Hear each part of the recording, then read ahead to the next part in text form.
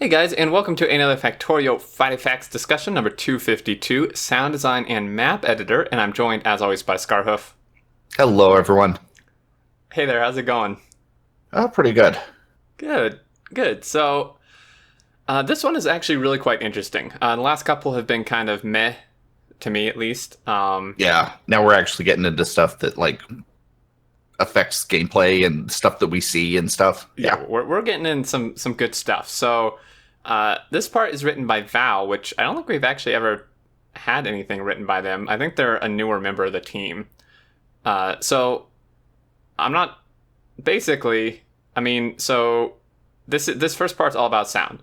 Do you remember the smell of the fresh air near the seashore? Can you describe a forest that rumbles its trees after some rain? All that you hear and see goes into your mind. All our senses are connected with each other in our memories. We feel at least one of them. One of them, our imagination brings the others. Sometimes, even often, we can't see the object, but we can hear it. You can't see the wind, but you can feel and hear it. You know, if there's a bird singing in a bush or in a tree, a lot of times you can't see it, but you can hear it and then define the direction it comes from.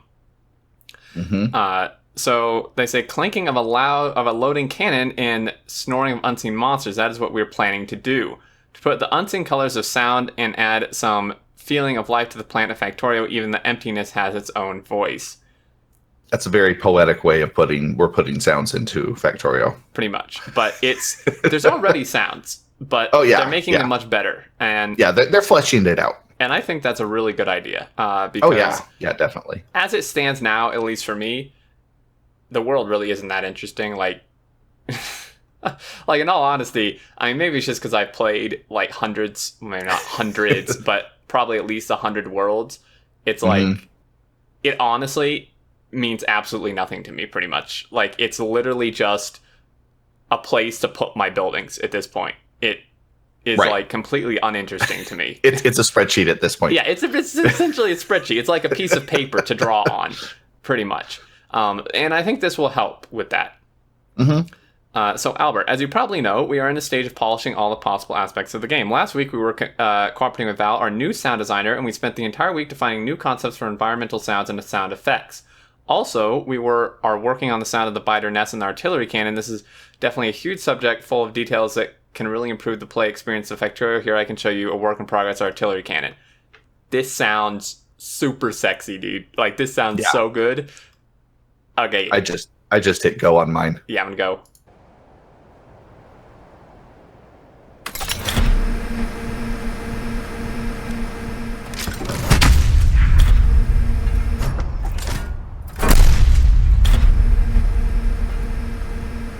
Yeah, that deep rumble.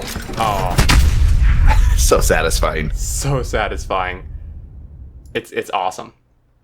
So imagine this with like lots of other stuff in the game. So we have to tweak some behavior of the entity in order to make it act more mechanical, but overall the possibility that sound design can bring the game are really interesting. Compare the simple shooting of the cannon in the actual version with the proof of concept with all those details and rotation and loading. Of course, this level of detail complicates the work a little bit, but I'm convinced it's worth it. So yeah, this is amazing.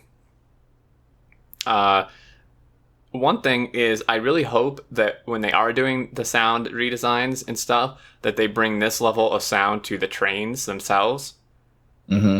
Because as it is, I don't even know if trains make sound in the game. Do they? I think they do. Yeah, I think they do. It's kind of, I mean, I don't know. My sound's always kind of low. Like, it's not really that impressive. Like, if you are by a train in real life, like... Oh, yeah. You know you're by a train. You know? Yeah. And currently it doesn't really feel that way. So if they bring this level of sound they show with artillery cannon to the train, I think that'll be huge. Because trains are a pretty big part of the game. Oh, yeah. So I really hope they do that. So now we're going into spawner redesign in high resolution by Albert. We're also working in parallel with Ernestus, who is improving the look of the enemies. Right now we can show a sneak peek of how the new spawners look in high res. Together with two guys, we are working in a more specific map generation in order to improve the composition of the nest. The intention is to generate a special ambience for those areas that make you feel like you're in enemy territory. And here we go. Yeah, and especially, I think what they were talking about particularly is the clutter around the spawners. Yeah, there's like this, I wouldn't really describe it as like creep, but yeah, it's like random like clutter. Yeah, it's either like, I don't know, some sort of a special something is spawning right there, or like growing, or it almost looks like a lot of little bug carcasses to Yeah, me. yeah. It's. I mean, I think it would be cool if they actually made that part on the ground a little more defined. Hmm. Because like right now, looking at it, it's almost just like I have to look twice to actually like notice that it's not just part of the normal terrain. Right. So yeah, with these spawners, they're interesting. Yeah, my overall take is I like the general direction they're going. I hope they breathe a little bit more life into them, like a little bit more color, I think. Hmm. They just seem a little on the bland side to me, but obviously they did say that these are work in progress. These are early looks at them. So Yeah. So it's interesting because we were looking through the subreddit for something else, but we were looking, and one comment that was actually fairly highly upvoted and agreed upon. Some person pretty much just said the spawners are really ugly and repulsive, but not in like a bad art design way. Just they actually like make you feel repulsed. hmm Which I think is interesting. I think if that's the vibe they're going for, then great job. hmm If it's not, they may want to change some things, because like the more I look at these, this actually kind of makes me feel really grossed out. yeah. like, like Oh, I'm sure that's what they were trying to go for. yeah, I imagine so. Like as they are now, they're kind of. I mean, they're not. I mean, they're kind of gross, but like not that much. But like looking at this is really, really yucky. Like it's really gross looking. Hmm. So, yeah, like you said, I think breathing more life into them, adding some different colors. I mean, they're kind of really bland, Hmm. but overall, definitely an upgrade, I'd say. Yeah, for sure. The only other thing I noticed is the yellow biters are kind of hard to see. And I don't know if that's by design. Yeah, like they pretty much look like one of the tentacles coming out. Yeah, and maybe it is completely by design, and I think it's also partly just the new ground doodads. Hmm. Just kind of they blend in, so it's probably a good thing that they would blend in. Actually, Yeah, yeah, definitely. Awesome. another thing I just thought of is maybe when they start hitting trees, maybe the trees could start taking on. Because I mean, the trees would Oh, be like sucking in these sort of whatever's on the ground, right? The nutrients from the ground. So maybe the trees could not necessarily start browning like with pollution, but maybe change in a different way. Maybe start purplizing or something like that.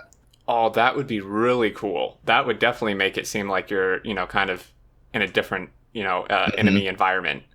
Yeah, like an alien terrain kind of a thing. I mean, they wouldn't need to go completely nuts because we already see a lot of really gross looking trees if you've got a big factory with lots Hmm. of pollution.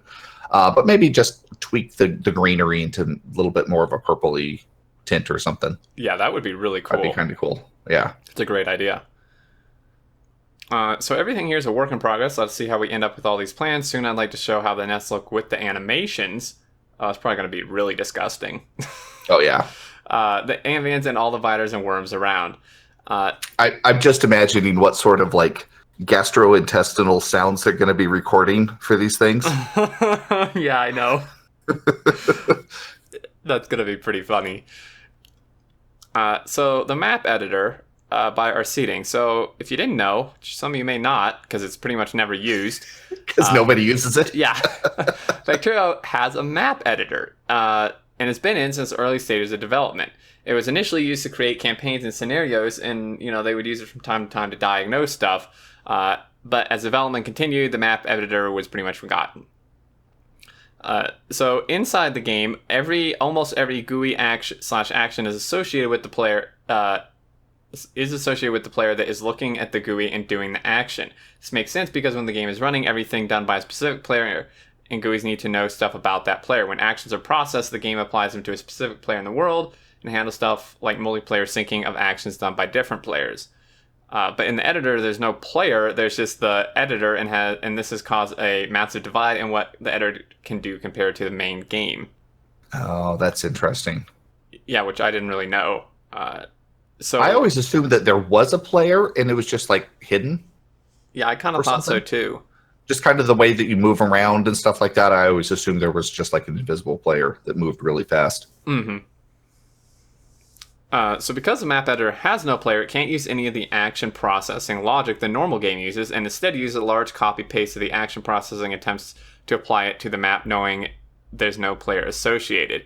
So it kind of works, but some actions are inherently tied to a player and simply don't work. Having this split of game and editor means we had to essentially write any action or action processing logic twice, and usually the second half for the editor was kind of just forgotten. The internal, so when people ask if they could add some new functionality, or even if they could do some things that you could do in the normal game, the internal joke was always nobody uses a map editor to explain away why it's so lacking. Yep. So in 17, when the tasks were being assigned, our seating pretty much took on the task of improving the map editor, and he now, several months later, has a pretty much 90% complete new editor. That's awesome. Yeah, so has several key differences over the old one. He removed the separation between normal game and map editor. The editor is built right into the standard game logic. Anything the normal game can do, it can do automatically. For those familiar with Factorio's modding, it's a new controller like the God controller called Editor Controller. Okay. The standard interaction mechanics of the normal game just work in map editor: hotkeys, quality of life shortcuts, pipette tool, etc., which is really nice. That also makes me. I'm assuming that because everything's working together, the controllers, that mods will be able to modify the editor. Then maybe we can get additional modded quality of life items or bulk painting tools and stuff like that. That's possible. I didn't think of that, but that would actually be awesome. Yeah, definitely. So this is kind of what he's showing in this below GIF here, is the map editor can be toggled on and off while playing any game. You no longer need to save, exit, go to the map editor, convert, save to scenario, and then finally load in map editor. You can just be playing the game and switch to the editor and back, which is like what he shows here. Yeah, which again tells me that most likely we'll be able to use mods in this as well. I would imagine so. It's also multiplayer compatible, which is really interesting because this is great because I can actually see some people having a lot of fun and doing really cool stuff by working on it cooperatively, you know? Yeah. Yep. Like at the same time, I think some people will create some really cool maps when you can actually both work on it in real time together. Or against each other. Or against each other. What if somebody can like paint mountains in front of the other team and you have to like figure out ways to get your stuff around or something? Oh yeah. I mean, that's all kind of possibilities. Oh yeah. It's really great. So the map editor can pause or it doesn't make any distinction between single player and multiplayer. It just works for both. It can unpause the normal entity update but still interact in multiplayer as well. Non-map editor players are frozen in place but can still talk, switch to and from the editor, connect and disconnect from the game. The map editor is king. Anything you want to do, it lets you do if I thought of it. At no point during the development did I decide, no, you just can't do that with the editor. It would be too powerful. Which I think is really great. Because obviously it's an editor. Why should you limit what people can do with it? Right. So then after replicating the functionality of the old editor, start working on new features that have been requested by the community and other team members. A new cloning tool to copy entities' direct decorative tiles in any combination from one area and service to another. This copies almost everything about the entity, items, recipes, variations, and so on. As you can see, he does with this lab setup. Yep. And most importantly, we get all of the items that are on the belt. Yes, that is actually very important to note. Yep, and actually, I'm noticing like the wire connections are the exact same. Oh yeah, that's awesome. Can we have bots do that? That's been requested for like a year. I would love if bots could do that. It also overwrote what was there. Oh, when it did, didn't it? Down, yeah, he pasted it down by one square lower, and it overwrote what was there. Yeah, so it's not just like a blueprint. It's literally just... Yeah, that's really cool. Literally copy-paste. Very cool. So a paint bucket tool for painting tiles that would paint bucket replace all tiles of a specific type under the mouse. So he's like, okay, so he's just... I can see he's just kind of deleting things like in bulk and stuff, which is pretty cool. Yep. And then the last bits here, extending the force editor to create, remove, edit forces fully, extending the entity editor to let you place entities on other forces than the default, which is cool. Extending the decorative editor to have more fine-grained control over placing and removing without needing to know the exact decorative you're looking at. Controlling the simulation rate and controlling tick execution. That's really cool. Yeah, so you can see here how he's like adjusting the speed and stuff, which is pretty awesome. Finally, what I see is the ultimate request, ability to copy and paste an area from one map to another, transferring tiles, doodads, spiders, trees, entities, items. The key part being from one map to another, meaning let me import stuff from other save files. I have a plan to make this work, but it will be restricted to single player only, so I can see it being incredibly powerful when finished. So, for sure. Pretty much just like a blueprint, but for anything. It's blueprints taken to the extreme. Yeah, which is pretty awesome. So in summary, there's still more work to be done, but the new map editor is coming together amazingly. I'm looking forward to what people will do with the new power the new map editor will bring for us. It will greatly speed up the work on the new campaign maps. So this is awesome because I've had ideas for maps I wanted to create, and I couldn't do it with the map editor because of how limited it was and stuff. And you'd have to do like scripting and stuff, which I have no idea how to do. So being able to do most of this like in the new map editor will be really great. Oh yeah. Yep, can't wait. I know, awesome stuff. Keep these keep these cool ones coming. These interesting Friday facts. So yeah, I think that's gonna do it. Yep. Do you any other thoughts? No. Leave your comments down below. Let us know what you think. As always. And until next time, guys. Thanks for watching, and we will see you later.